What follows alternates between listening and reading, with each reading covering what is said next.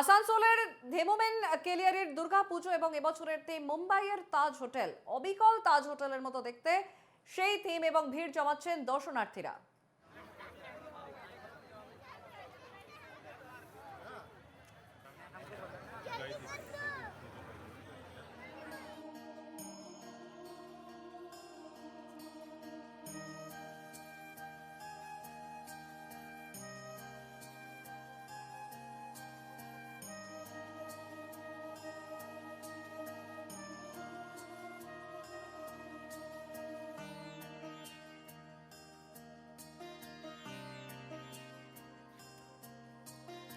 আসানসোলের ধেমোমেন কেলিয়ারির দুর্গাপুজো এবং এবছরের থিম মুম্বাইয়ের তাজ হোটেল, অবিকল তাজ হোটেলের মতো দেখতে সেই মণ্ডপ এবং ভিড় জমাচ্ছেন দর্শনার্থীরা। আমরা চোখ রাখবো শহর থেকে মফস্বল বিভিন্ন জায়গায়, কলকাতা থেকে জেলা, বিভিন্ন পুজো মণ্ডপে চোখ রাখবো আমরা। এই মুহূর্তে 3 প্রতিনিধি আমাদের সঙ্গে রয়েছেন আসানসোল থেকে সৌমিত্র গাঙ্গুলি, হুগলি থেকে প্রবীর প্রামাণিক এবং নদিয়া থেকে অনুপ কুমার মণ্ডল। আমি প্রথমেই আসানসোলের দিকে চোখ রাখবো। আসানসোলের যে ছবি আপনারা দেখতে পাচ্ছিলেন এই মুহূর্তে, মুম্বাইয়ের তাজ হোটেলের আদলে এবছরের থিম সেখানকার কেলিয়ারির দুর্গাপুজোর, অবিকল তাজ হোটেলের মতো দেখতে, এবং ইতিমধ্যেই দর্শনার্থীরা ভিড় জমাচ্ছেন যেমনটাই আমরা দেখতে পাচ্ছি। সৌমিত্র, এই মুহূর্তের কি চিত্র? ইতিমধ্যেই আজ চতুর্থীর রাত এবং রাত পেরোলেই কাল পঞ্চমী, এবং আজকে এই মুহূর্তে সেখানকার কি পরিস্থিতি?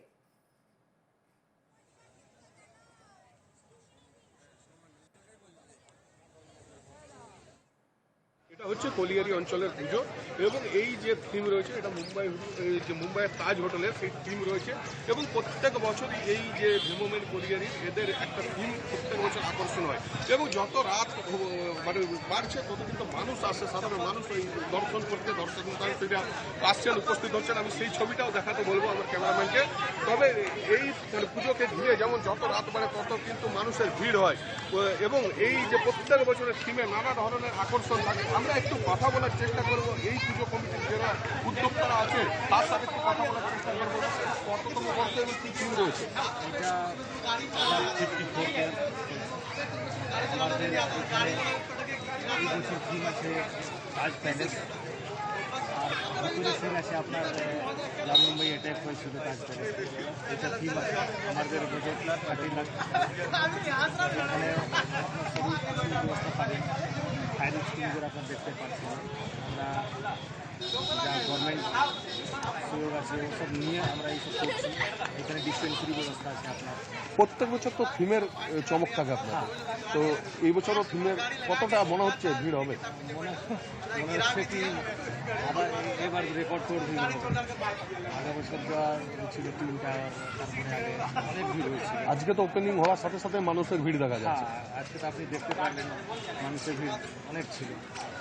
আমরা বুঝতে পারছি না কি এরকম আর জাম ছিল। আজকে আমরা কিছু করি না, আজকে ডাইরেক্টর সাহেব এসেছিলেন, আজকে ওপেনিং হয়েছে। তারপরে দেখা যায় কাল থেকে। আমাদের ভলেন্টিয়ার আছে, সব ব্যবস্থা করে রেখেছি। আমার নিজের সিকিউরিটি গার্ড আছে, আপনার ইসিএলে কিছু, আর নিজের সিকিউরিটি গার্ড আছে। তারপরে এখানে 4টা ক্লাব আছে, তার ভলেন্টিয়ার আছে। আপনার আমার নাম বিনোদ গিরি, আমি এখানে একদমই সঞ্চারী দাদা। পুজো উদ্যোক্তারা যেমন জানাচ্ছে যে ভিড় এখানে প্রচন্ড হয়, প্রচুর মানুষ আসে। এই একেবারে সৌমিত্র, আমরা সেই ছবি দেখবো, তুমি ছবি দেখাতে থাকো। আপাতত আবারও ফিরবো তোমার কাছে। অন্যদিকে আমরা নদিয়ার দিকে যদি চোখ রাখি, নদিয়ার কালীনারায়ণপুর সুরিত সংঘের দুর্গাপুজো এবং 61তম বছরে পদার্পণ করলো কালীনারায়ণপুরের এই সুরিত সংঘের দুর্গাপুজো। দীঘার জগন্নাথ মন্দিরের আদলে এই পুজোর মণ্ডপটি তৈরি করা হয়, এবং সেখান থেকে সরাসরি রয়েছেন আমাদের প্রতিনিধি অনুপ কুমার মণ্ডল। অনুপ, এই মুহূর্তে এই মণ্ডপের কি চিত্র, কি দেখাবে?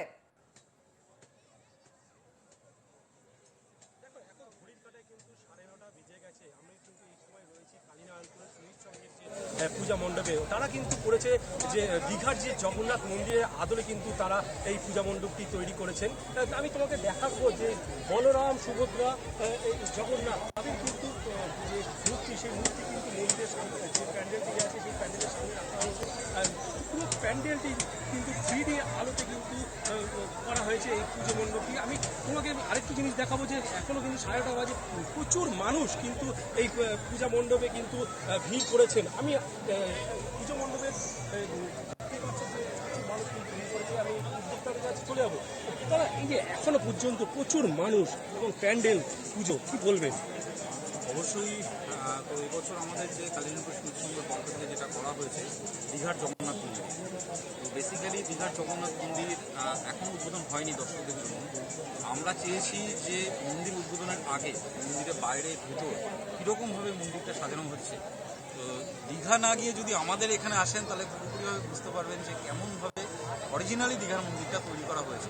তারই একটা চিত্ররূপ আমরা এখানে আমাদের টিমের মাধ্যম দিয়ে আপনাদের দর্শকদের জন্য পরিবেশন করছি। আর সামনে দেখতেই পাচ্ছেন, যেটা আপনিও বললেন যে জগন্নাথ বলরাম সুভদ্রা মূর্তিটা আছে, সেটাকেও আমরা এই হিসাবে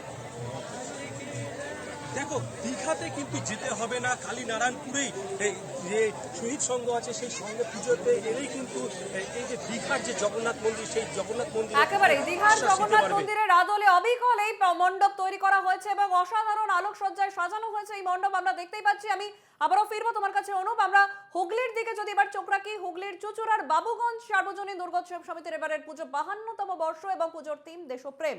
মণ্ডপে বিপ্লবীদের প্রতিকৃতি এবং সঙ্গে দেশপ্রেম নিয়ে মহীয়সীদের বাণীও শোভা পেয়েছে। সেখানে সরাসরি রয়েছেন আমাদের প্রতিনিধি প্রবীর প্রামাণিক। প্রবীর, এই মুহূর্তে তুমি যেখানে রয়েছো সেই প্যান্ডেলে, এই মুহূর্তে সেই মণ্ডপের কি চিত্র?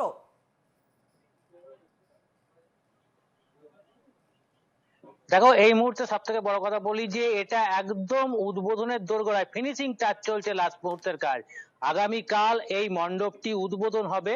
এই যে বাবুগঞ্জের যে সার্বজনীন দুর্গাপুজো কমিটি আছে, তারা কিন্তু বিগত কয়েক বছর ধরেই থিমের দিকে ঝুঁকে গেছে। সেই থিম যেহেতু মানুষ এখন থিমের চাহিদাই চাইছে, সেহেতু থিম এবার তারা দেশপ্রেম। কারণ হচ্ছে এই বর্তমান প্রজন্মের যে সমস্ত ছেলে মেয়েরা আছে, তারা কিন্তু এই স্বাধীনতা জিনিসটা কি সেটা কিন্তু তারা এখনো পর্যন্ত জানেন না, তারা ইতিহাসের পাতায় পড়েছেন। সেই জন্য তাদেরকে জানাতেই কিন্তু এই থিমটা তুলে ধরা হয়েছে, দেশপ্রেম। এই যে প্যান্ডেলের ভেতরে বিভিন্ন ভাবে ছবি তুলে ধরা হয়েছে এবং পাশাপাশি বিভিন্ন ব্যক্তিদের মানে মনীষীদের এখানে বাণীও রয়েছে। এখানে এই মুহূর্তে যে চিত্রটা দেখতে পাচ্ছ, একটু যুদ্ধের চিত্র। সেই যে মানে একজন স্বাধীনতা সংগ্রামী মরে পড়ে রয়েছে এবং ইংরেজ যে সৈনিক তিনি সামনে দাঁড়িয়ে রয়েছেন। তার পাশেই দেখো এখানে রয়েছে চন্দ্রশেখর আজাদ, তার যে বাণী, আমি স্বাধীন ছিলাম, স্বাধীন আছি এবং স্বাধীন থাকবো, এইরকমই বাণী কিন্তু এরকম প্যান্ডেলের গায়ে বিভিন্ন ভাবে তুলে ধরা হয়েছে। মণ্ডপের ঢুকতেই প্রথমে যেমন ইন্ডিয়া গেটের চিত্র দেয়, মানে একটা অবিকল ইন্ডিয়ার গেটের মতন একটা আকৃতি তৈরি করা হয়েছে। তারপরে সেই যুদ্ধে যে কামান ব্যবহার হতো সেই কামান রয়েছে। তারপরেই কিন্তু ভারতের ম্যাপ। তারপরে যে মূল মণ্ডপ, সেই মূল মণ্ডপটাকে কিন্তু তুলে ধরা হয়েছে স্বাধীনতা সংগ্রামীদের আস্থানা হিসাবে। সেই কারু গায়ে কিন্তু দেখো বিভিন্ন ভাবে, একদিকে যেমন স্বাধীনতা সংগ্রামীদের সেই গান বন্দে মাতরম, একদিকে জনগণ মন অধি, ঠিক তার পাশেই কিন্তু একবার বিদায় দে মা এবং মুক্তির মন্দির, এইরকম চারটি গানের শ্লোক কিন্তু লেখা রয়েছে। আমরা এই মুহূর্তে পেয়ে গেছি উদ্যোক্তা মানে প্রধান পৃষ্ঠপোষক জয়দেব অধিকারী। দাদা, এই যে এই ধরনের থিম তুলে ধরার কারণ কি? দেখুন, আগেকার দিনে যে সাবেকি সেই প্যান্ডেল কিন্তু মানুষের কাছে একঘেয়ে একটা চলে এসছে। তাই এখন আমরা নতুন প্রজন্ম সবাই কিন্তু এই থিমের দিকে ঝুঁকে পড়েছে। আমরা বিগত কয়েক বছর ধরে থিম করে আসছি, তো আমরা দেখেছি মানুষ থিমের উপর জোর দিচ্ছে এবং যারা দর্শনার্থী তারা থিম আসছে, তারা খতিয়ে খাতিয়ে দেখছে। বিভিন্ন থিমের রকম মধ্যে এরকম স্বাধীনতা জিনিসটা এরকম তুলে ধরার কারণটা কি? স্বাধীনতা উদ্দেশ্য আমাদের একটাই, দেশপ্রেম বার্তা দিয়েছি আমরা এই কারণেই যে এখনকার ইয়ং জেনারেশন তারা ফেসবুক লাইভ থেকে শুরু করে বিভিন্ন ইন্টারনেটের থেকে শুরু করে তারা একচেটিয়া কিন্তু অন্যদিকে মাইন্ডটাকে নিয়ে চলে যাচ্ছে। কিন্তু আমরা দেখছি যে দেশ কিভাবে স্বাধীন হয়েছিল, কত কষ্টে আমরা স্বাধীনতা পেয়েছি। আমাদের এই স্বাধীনতা আন্দোলনে যারা প্রাণ দিয়েছে, মৃত্যুবরণ করেছে, মাতঙ্গিনী হাজরা থেকে শুরু করে সুভাষচন্দ্র বোস, ঝাঁসি রানী লক্ষ্মীবাই, দেশবন্ধু চিত্তরঞ্জন বোস, সবাই তারা কি কষ্টে করেছে, ভগৎ সিং, ক্ষুদিরাম। আমরা সেই জন্যই বার্তাটা দিতে চাইছি যে তারা দেখুক এই থিমের মাধ্যমে ঘুরে যে কত কষ্টে আমরা স্বাধীনতা পেয়েছি। আবার যদি ভবিষ্যতে কোনো সময় কোনো বৈদেশিক শক্তি আমাদের দেশকে গ্রাস করার চেষ্টা করে, তার জন্য নতুন প্রজন্মকে যে তৈরি হতে হবে তারই একটা বার্তা দিয়েছি। মূলত যে বর্তমান প্রজন্মের ছাত্রছাত্রীরা তারা যাতে বুঝতে পারে এবং তারা যাতে সেই কনসেপ্টটা, স্বাধীনতা কি সেই কনসেপ্টটাকে তাদের মনে নিয়ে আসার জন্যই কিন্তু তারা এই ধরনের থিম তুলে ধরেছে এবছর। একেবারে আমরা সেই ছবি দেখতে পাচ্ছি হুগলির চুঁচুড়ার বাবুগঞ্জ সার্বজনীন দুর্গোৎসব সমিতির পুজো 52তম বর্ষে পদার্পণ করেছে। আমরা প্রবীরের কাছে যাব হুগলি থেকে রয়েছেন প্রবীর প্রামাণিক হুগলির চুঁচুড়ার বাবুগঞ্জে, সেখানে বাবুগঞ্জ সার্বজনীন দুর্গোৎসব সমিতির পুজো এবং দেশপ্রেম, সেখানকার থিম মণ্ডপে বিপ্লবীদের প্রাকৃতিক, যেরকমটাই দেখছিলাম আমরা অসাধারণ মণ্ডপ সজ্জা এতক্ষণ ধরে যা তুলে ধরছিলেন প্রবীর আমাদের সামনে। মণ্ডপে বিপ্লবীদের প্রাকৃতিক যত রকম যে সমস্ত বিপ্লবীরা ছিলেন যারা দেশের জন্য প্রাণ দিয়েছেন তাদের ছবি এইখানে এই মণ্ডপে তুলে ধরা হয়েছে। চতুর্থী এবং পঞ্চমী থেকে সেইগুলোকে উদ্বোধন হবে এবং মানুষের ঢল নামবে, কিন্তু ধরতে গেলে ষষ্ঠী থেকে মানুষের ঢল নামবে। এই চুঁচুড়া শহরে যে সমস্ত যেমন বিগ বাজেটের পুজো আছে, বিগ বাজেটের পুজো ছাড়াও ছোট বাজেটের পুজোগুলোও কিন্তু রয়েছে, কিন্তু সবাই মূলত থিমের উপর জোর দিয়েছে।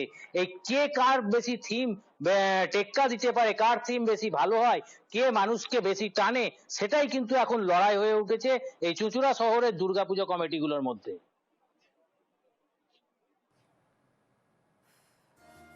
আমরা এবার সরাসরি চোখ রাখবো নদিয়ার দিকে। নদিয়ার কালীনারায়ণপুর, সেখানে সুরিত সঙ্গের দুর্গাপুজো এবং 61তম বছরে পদার্পণ করেছে এই পুজো এবং দীঘার জগন্নাথ মন্দিরের আদলে তৈরি করা হয়েছে এই মণ্ডপ। যেমনটাই ছবি তুলে ধরছিলেন অনুপ কুমার মণ্ডল। অনুপ, এখানে জগন্নাথ মন্দিরের আদলে, দীঘার জগন্নাথ মন্দিরের আদলে এই মণ্ডপ তৈরি করা হয়েছে এবং অসাধারণ আলোকসজ্জা যেরকমটাই আমরা দেখতে পাচ্ছি। কিন্তু তোমার পেছনে যে ছবি দেখছি, রীতিমতো রাতের অন্ধকার আজকে নেমে গেছে, চতুর্থীর রাত, ভালো মতো লোকের ঢল নেমেছে সেখানে। দেখো, আমি তোমাকে একটা কথা বলবো যে এখন কিন্তু 9:30 বেশি হয়ে গেছে। আমি দেখো যে মেলা, এই পুজো কমিটি যারা আছে তারা মেলা করেছেন, তাদের নাগরদোলনা থেকে শুরু করে বিভিন্ন স্টল রয়েছে। এখনো পর্যন্ত প্রচুর মানুষের কিন্তু ঢল নেমেছে। সকালবেলায় কিন্তু ঝিরঝিরে বৃষ্টি হচ্ছিল, সেই বৃষ্টি কিন্তু চলছিল, তারপর রাত্রিবেলা ঝিরঝিরে বৃষ্টি হচ্ছিল। আমরা গত 2 দিন ধরে দেখেছি যে যেভাবে বৃষ্টি হয়েছে, এই পুজো কমিটির যারা উদ্যোক্তারা আছে তারা তো রীতিমতো আশঙ্কায় ছিলেন যে কেমন মানুষ হবেন, যা তারা এত টাকা বাজেট দিয়ে খরচ করে তারা এই পুজো মণ্ডপটি করেছেন।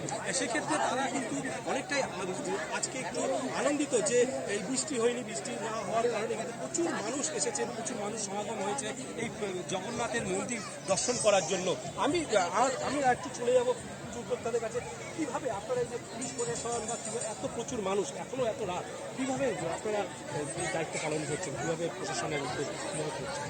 অবশ্যই দেখুন, আমাদের এখানে যা ভিড় হয় এর জন্য এই ভিড় সামাল দেওয়ার জন্য পুরোপুরিভাবে আমাদের যে লোকাল পুলিশ স্টেশন রায়পুর আর আমাদের রানাঘাট পুলিশ ডিস্ট্রিক্ট, তারা সর্বতভাবে আমাদের সহযোগিতা করেছে। এছাড়াও তাদের ফোর্স ছাড়াও আমাদের নিজস্ব কিছু যে ফোর্স থাকে সেগুলো আমরা রেখেছি। অলমোস্ট আমরা প্রায় এখানে 100 ফোর্স রেখেছি।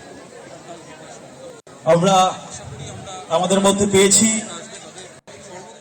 তাহিরপুর থানার officer in charge inspector Sujoy Kumar Mondal মহাশয়কে, তাকে আমরা বরণ করে নেব। অনুপ, আমরা সেই ছবি দেখতে পাচ্ছি। এবছরের থিম সেখানে দীঘার জগন্নাথ মন্দির, নদিয়ার কালীনারায়ণপুর সুরিত সঙ্গের দুর্গাপুজো। ইতিমধ্যেই বহু মানুষের ঢল নেমেছে এবং অবিকল দীঘার জগন্নাথ মন্দিরের আদলে এই মন্দির তৈরি করা হয়েছে এবং অসাধারণ আলোকসজ্জা সেখানে।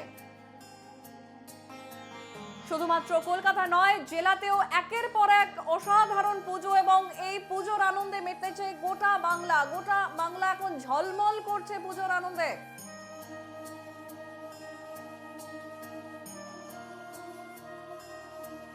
অনুপ, তুমি সঙ্গে থাকো, আমরা ব্যারাকপুরের দিকে চোখ রাখবো।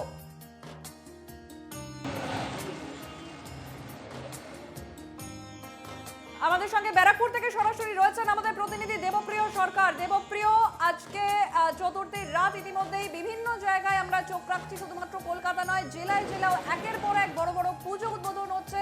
সেখানে রীতিমতো মানুষের ঢল নামছে, কারণ হাতে গোনা আর মাত্র কয়েকটা দিন, আজ ইতিমধ্যেই চতুর্থী পড়ে গিয়েছে। ব্যারাকপুরের কি চিত্র, যেখানে তুমি এই মুহূর্তে রয়েছো?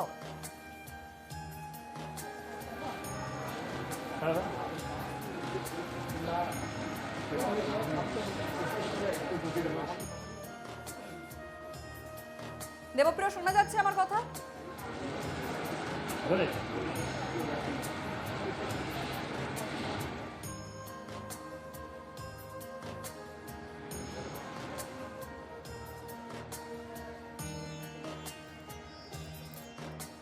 আমাদের সঙ্গে রয়েছেন ব্যারাকপুর থেকে দেবপ্রিয়। দেবপ্রিয়, এই মুহূর্তে ব্যারাকপুরের কি চিত্র?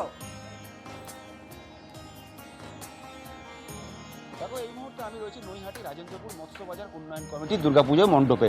এই বছর এই রাজেন্দ্রপুর মৎস্যবাজার উন্নয়ন কমিটি পুজো 48তম বর্ষ পুজো পদার্পণ করেছে এবং এবছর তারা মণ্ডপ তৈরি করেছে কাল্পনিক মন্দির। যদিও এই মন্দিরটি কিন্তু কন্যাকুমারীর রামেশ্বরম মন্দিরের অনুকরণ কিন্তু অনেকটাই কিন্তু চলে এসেছে। সে কিন্তু এই পুজো মণ্ডপ প্রতি বছরই কিছু না কিছু চমক থাকে এবং এবছরও কিন্তু তারা সেই চমক কিন্তু কোনো রকম ইয়ে হয়নি। এবছর তারা এই মন্দির তৈরি করে কিন্তু দর্শকদের নজর কাটছে। কিন্তু আজ সবে চতুর্থী, এই চতুর্থী থেকে কিন্তু দর্শকদের মধ্যে কিন্তু উপচে পড়া ভিড়। কেননা প্রতি বছর যেভাবে তারা চমক তৈরি করে, নানা রকম কিন্তু মন্দির তৈরি করে, সেই মন্দিরে কিন্তু প্রচুর কিন্তু দর্শক সমাগম হয়। সেই জায়গা দাঁড়িয়ে কিন্তু এবছর তার ব্যতিক্রম হবে না তা কিন্তু বলাই যায়। কারণ চতুর্থী এখনও কিন্তু উদ্বোধন হয়নি এই মণ্ডপ, তার আগেই কিন্তু দর্শকদের জন্য উন্মুক্ত করে দেওয়া হয়েছে এই রাজেন্দ্রপুর মৎস্যবাজার উন্নয়ন কমিটির দুর্গাপুজোর মণ্ডপ। আমি দেখাবো যে এখানে কিন্তু প্রচুর দর্শক কিন্তু রাত গড়িয়েছে অনেকটাই। কিন্তু দর্শক কিন্তু এখানে উপস্থিত হয়েছে, তারা কিন্তু প্রতিমা দর্শন করছে এবং তারা কিন্তু বেশ কিছু সেলফিও নিচ্ছে। তারা কিন্তু যাতে এই মণ্ডপে প্রতি বছর যে ভিড় হয় সেই ভিড় এড়ানোর জন্য কিন্তু চতুর্থীর রাত থেকেই কিন্তু এই লোকেরা কিন্তু প্রতিমা দর্শন করতে আসছে রাজেন্দ্রপুর মৎস্যবাজার উন্নয়ন কমিটি। তোমাকে জানিয়ে রাখি, এই রাজেন্দ্রপুর মৎস্যবাজার কিন্তু এখানে মৎস্যজীবীরাই মূলত কিন্তু এই পুজো করে থাকে। এই মৎস্যবাজার কিন্তু এশিয়ার দ্বিতীয় বৃহত্তম কিন্তু মৎস্যবাজার। এখানে প্রায় 1000 মৎস্যজীবী কিন্তু এখানে নিজেদের ব্যবসা বাণিজ্য করে এবং তারাই কিন্তু কোনো রকম চাঁদা না তুলে এই পুজো কিন্তু তৈরি করে আসছে। প্রায় 48 বছর ধরে কিন্তু এই পুজো হয়ে আসছে। আমাদের সঙ্গে এই মুহূর্তে যে রাজেন্দ্রপুর মৎস্যবাজার উন্নয়ন কমিটির দুর্গাপুজো দেখতে এসেছে যারা দর্শক, তাদের সাথে কথা বলার চেষ্টা করবো। দিদি, আপনারা কোথা থেকে আসছেন? ভাটপাড়া। আচ্ছা, কেন এই মণ্ডপে কি প্রতি বছর আসা হয়? হ্যাঁ, প্রায় প্রত্যেক বছরই আসি। কেমন অনুভূতি এখানে এসে? খুব ভালো লাগে, সব থেকে ভালো লাগে এখানে। কি এখানে স্পেশালিটি কি লাগে? প্যান্ডেল বিশেষ রকমের হয় আর কি। দিদি, আপনার সাথে কথা বলবো। কি আপনি এখানে রাজেন্দ্রপুর আসছেন, প্রতি বছরই কি আসা হয়? প্রতি বছরই আসা হয়। আজকে এসেছি, এত ভিড় হয় তো তাই জন্য আজকে একটু ফাঁকা পাওয়া যাবে তাই জন্য। আচ্ছা আচ্ছা। তো শুনতে পারলে যে এই মৎস্যবাজার যে উন্নয়ন কমিটি, তাদের দুর্গাপুজো কিন্তু প্রচুর ভিড় হয়। দুর্গাপুজোর প্রথম থেকে শেষ দিন পর্যন্ত প্রচুর ভিড় হয়। সেই কারণে সেই ভিড় এড়াতেই কিন্তু চতুর্থীর রাত থেকে কিন্তু উপচে পড়া ভিড় কিন্তু এখনই নজরে আসছে। কেননা এখনও উদ্বোধন হয়নি, তার আগেই দর্শকদের জন্য উন্মুক্ত করে দেওয়া হয়েছে এবং সেই জায়গায় দাঁড়িয়ে কিন্তু সাধারণ মানুষ কিন্তু দূর দূরান্ত থেকে, ভাটপাড়া এবং পার্শ্ববর্তী অঞ্চল থেকে কিন্তু, এছাড়াও দূর দূরান্ত থেকেও কিন্তু এখানে কিন্তু মানুষ আসে, এখানে দর্শনার্থী দর্শন করতে আসে। এবং তার পাশাপাশি আমি বলে রাখবো যে এই মৎস্যবাজার উন্নয়ন কমিটি আগামীকাল কিন্তু উদ্বোধন রয়েছে। তার আগে কিন্তু যারা আর এসছেন, আরও একজনের সাথে কথা বলবো। দিদি, আপনি কোথা থেকে আসছেন? আমি ভাটপাড়া থেকে আসছি। এখানে এই রাজেন্দ্রপুর আসা হয় কি প্রতি বছর? হ্যাঁ, প্রতি। কেমন লাগে এখানকে আসে? খুবই ভালো পূজা হয় এখানে। এখানকার প্যান্ডেলটা খুব সুন্দর হয়। তো এখানে আসলে খুবই ভালো লাগে, তাই জন্য প্রত্যেকবারই আসি। একদমই, আমরা কথা বললাম যারা এখানে উপস্থিত হয়েছেন, যারা দর্শকরা, তারা কিন্তু এই আসছেন এবং মোবাইলে তারা ছবি বন্দি করছে, মোবাইল ক্যামেরায় তারা ছবি বন্দি করছে এবং তারা কিন্তু এই ভিড় এড়ানোর জন্য কিন্তু এই চতুর্থী রাত থেকে তারা এই মণ্ডপে এসে উপস্থিত হচ্ছে। এবং তার পাশাপাশি কিন্তু ব্যারাকপুর শিল্পাঞ্চলে আরও বেশ কয়েকটি কিন্তু বড় বড় পুজো হয়। সেই পুজো মণ্ডপ আমরা আস্তে আস্তে ধীরে ধীরে দেখাবো আমাদের চ্যানেলের পর্দায়। কিন্তু আজকের এই নৈহাটি রাজেন্দ্রপুর মৎস্যবাজার উন্নয়ন কমিটির পুজো আপনাদের সামনে সকলের সামনে তুলে ধরলাম। আমরা আবারও নদিয়ার দিকে চোখ রাখবো। নদিয়া থেকে রয়েছেন আমাদের প্রতিনিধি অনুপ কুমার মণ্ডল। অনুপ, এই মুহূর্তে চতুর্থীর রাত গড়ালেই এবার পঞ্চমী, আর মাত্র হাতে গোনা কয়েকটা দিন, তারপরেই আসছে পুজো। আজকে এই মুহূর্তে চতুর্থীর রাতে নদিয়ার কি চিত্র?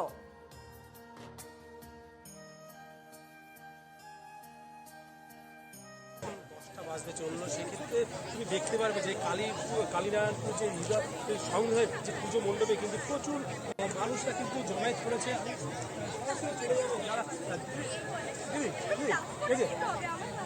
একটু এই যে চতুর্থীর রাত আজকে তো এসেছেন, কেমন লাগছে, কি বলবেন? না, ভালোই লাগছে। মানে আগে যতটা পুজো হতো না, কিন্তু কয়েক বছর ধরে কিন্তু ভালোই পুজো হচ্ছে। বৃষ্টি তো হচ্ছিল, সেক্ষেত্রে হ্যাঁ, আশা করছি বৃষ্টি কমে যাবে। আজকের থেকে নাকি বৃষ্টিটা স্টপ হয়েছে, তো মায়েরই আশীর্বাদ করতে গেলে মাও আসছেন আমাদেরকে, যেন প্রত্যেকে যেমন নিজেদের আনন্দটা বজায় রাখতে পারে, আনন্দ করে চলতে পারে। প্রতি বছর আমাদের সুধীর সংঘ ধরো 2022 থেকে এত বড় একটা এত বড় একটা বিষয় নিয়ে এগোচ্ছে যে তারা উদ্যোগ নিয়েছে, খুবই ভালো লাগছে। নিজেদের বাড়ির সামনে এরকম একটা পুজো দেখতে, প্রত্যেকদিন সন্ধ্যাবেলা আড্ডা দেওয়া, খাওয়া দাওয়া, খুবই ভালো লাগছে। আজকে আমাদের সুধীর সঙ্গে 61তম পুজোটা যে হচ্ছে, এর আগে খুবই ছোট করে পুজো হতো, তো তখন খুবই খারাপ লাগতো। অন্যান্য বিভিন্ন এই যে দীঘায় তো যেতে হচ্ছে না, সেক্ষেত্রে না, না, দীঘা না, তো না, একদম দীঘায় পুরো যেতে ভালো। এটাই তো সবথেকে একটা আকর্ষণীয় ব্যাপার যে দীঘায় যেতে হচ্ছে না, তার বদলে যে আমরা এখানটা আমাদের একদম বাড়ির সামনে মানে দেখতে পাচ্ছি, মানে এটাই হচ্ছে মানে সুসম্পর্কে মানে অনেক অনেক অনেক ধন্যবাদ পুজোর জানাতে কদিন চাই। কিভাবে কাটাবে? মজা, আড্ডা, খাওয়া দাওয়া, বিভিন্ন শপিং টপিং তো হয়ে গেছে, এখনো চলছে শপিং। বাড়ির সামনে এত বড় মেলা বসেছে, মেলায় আসা, সন্ধ্যেবেলা করে বন্ধু বান্ধবীদের সাথে আড্ডা দেওয়া, এখানে প্যান্ডেল হপিং তো চলতেই থাকছে। তার সাথে খারাপও লাগছে যে আমাদের চারিদিকের পরিবেশ এখন অশান্ত হয়ে উঠেছে, তো আশা করছি সেই পরিবেশ আমরা খুব তাড়াতাড়ি কাটিয়ে উঠবো। একেবারে। সুতরাং পুজোর আনন্দে ইতিমধ্যেই মেতে উঠেছে গোটা বাংলা, কারণ শুরু হয়ে গিয়েছে বাঙালির শ্রেষ্ঠ উৎসব। আমাদের সঙ্গে চারচলা থেকে ছিলেন আমাদের চার প্রতিনিধি, আসানসোল থেকে সৌমিত্র গাঙ্গুলি, হুগলি থেকে প্রবীর প্রামাণিক, নদিয়া থেকে ছিলেন অনুপ কুমার মণ্ডল এবং আলিপুর দুয়ার থেকে সুদীপ ব্যানার্জি। চারজনকেই আপাতত ধন্যবাদ।